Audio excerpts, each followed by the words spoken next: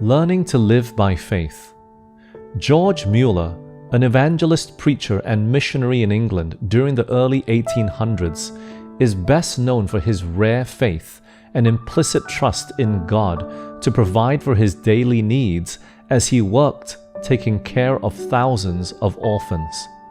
His famous journey of faith began when, as a preacher, he would travel around the countryside visiting his parishioners and asking how their time with God was. He was disheartened because more times than not, they would reply sarcastically, "What time with God? Don't you know we have to work 14 hours a day to keep food on our tables so our families don't starve?" Convinced that God is the one who supplies all our needs, Mueller quit his paid ministry as a pastor and asked God to use him as a testimony to show the world that if we put God first, He will supply. As he stepped out in faith, he made a compact with God that while he worked for God, he would share his needs with no one except for God. As a result, God began to answer his prayers of faith and provide. By faith, Mueller started one orphanage and then another. Eventually, he was caring for thousands of orphans, all the while without the security of a monthly paycheck. Sometimes he didn't know where that day's food would come from until the children had sat down at the table and there would be an unexpected knock on the door with someone bringing food. But God always provided. Mueller's life was a powerful testimony to the power of prayer. And in later years, he testified knowing of at least 50,000 specific answers to prayer that he had received. During his lifetime, over $7 million, about $72 million in today's US currency, passed through his hands to help the orphans and those in need, and not $1 of it was ever solicited.